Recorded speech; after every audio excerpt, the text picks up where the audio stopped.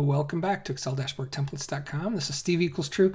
Please head on over to my blog at Excel-Templates.com where you're sure to learn other posts, tips, tricks, and techniques, and learn everything about Excel. All right, today I'm going to revisit a challenge that we did for data transformation where we were cutting out the dates out of these various text strings as well as the values, and we wanted to come up with the overall value as well as the overall, the overall average for these kilobytes per second, and then also what's the average just in the month of May. Now, we created formulas, but we weren't probably being the most efficient if that's the only amounts that we wanted to do. We could have probably created these formulas and then modified them to make them array formulas, and that's what I'm going to show you today, so you don't have to copy them down 10,000 rows and make your files unnecessarily large. So what we want to do is let's go ahead and give it a shot modifying these formulas so that they work in an array and you can see how it works. Now first we're going to start with the overall average, which is what we want to do is just find kilobytes per second. So I'm going to go into that formula. I'm going to highlight the formula and not the equal sign and do Control-C to copy. Then I'm going to go over to this other cell in my spreadsheet, and we're just going to do equals, and we want to find the average. I'm going to hit tab to add that whole formula in there. And then we have our kilobytes per second, and so I'm just going to do Control-V to paste the formula that we copied and end my parentheses for the average. Now you can see it's the average is coming up with 4.97. If I enter that as an array formula with Control-Shift+Enter, you're still going to get 4.97. Not what I exactly want to do, but what I want to do is, you'll notice it's only on cell A2. So what we need to do is modify A2 for the entire range of 10,000 rows. So I'm going to highlight a couple of different cells, including that one. And I'm going to do Control-F and bring up my find and replace, and I'm going to click on replace, and what we want to find is we want to find A2 and we want to replace it with A2 colon A1 through 10,001 and do replace all. And you can see it's made 4 replacements, and I'll click on OK and close this.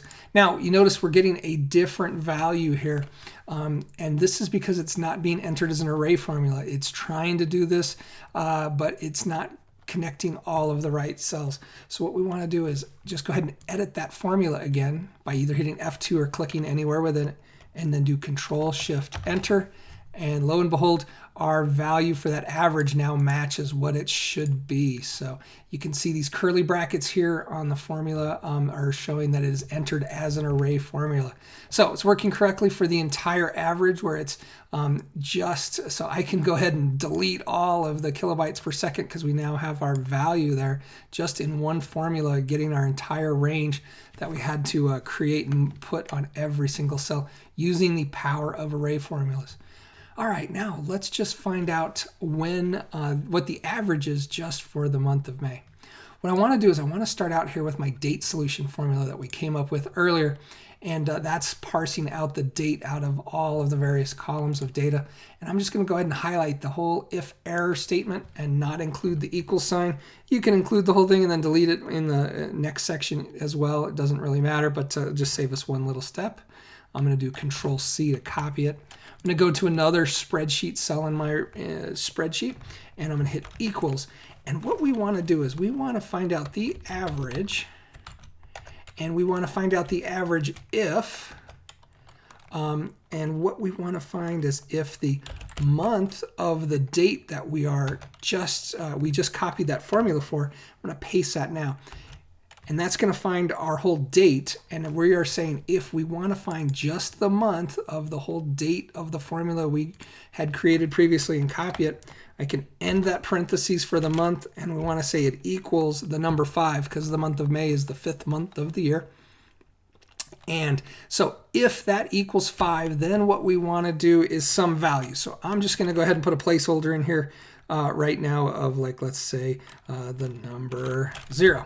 And I'm going to end my parentheses, and that ends my if function, and then I'm going to end my whole average function and do enter. Now, we haven't modified our formula far enough yet, because what I want to do is, you can see it's got 0 in here, so we now need to combine the value that we were getting for our kilobytes per second and we've already kind of modified that here. So I'm just going to go ahead and grab it from the formula that we created before and do Control-C to copy it. I'm going to go into my array function, and I'm going to replace that 0 placeholder that we had in the formula and do Control-V to paste the value. So let's take a look at this. It's saying, hey, I want to average the values that come out if this statement is true when the month of our date formula that we had created previously equals 5. If so, this is the true statement of return the kilobytes per second for that specific range. Now you'll notice we have not yet changed A2s to A2 to a range of A2 to A10,001. We'll go ahead and do that here in a second, but let's just go ahead and hit enter. Now we've replaced our formula with the value of kilobytes per second. We are checking it for the month as in an if statement. We're going to get the overall average of that. Now, what I need to do is, once again, I need to do a find and replace on the range of A2. We want to make it a range of A2 to A10,000. So I'm going to highlight a range that also includes my formula here that I'm going to create for the array formula, but it is not going to include this average formula down here, because if I do a find and replace, replacing A2, it will break this formula because it'll replace A2 with this whole range. So once again, let's go ahead and highlight the range, including the formula I want to change. I'm going to do Control F for the find, click on the replace. I've already got it in there, replace A2 with A2 to 10,001 and do replace all. It's saying it's made 10 replacements. We can go ahead and close that. Let's take a look. Our A2s are now arranged, and now all we have to do, it's not coming up with a value, it's got 0, because what we need to do is we need to make this an array formula, and we do that by editing the formula and then holding down your Control, Shift, and Enter key, and it enters it as an array formula. And look at that. It has now matched it up so that it is showing you the same value of what we should have. 5.181021. We can go in and modify this formula. Let's say we want to get April. I can change it from 4 to 5. I'm sorry, from 5 to 4. And once again, I have to Control, Shift, Enter. And that's what the value would be for April.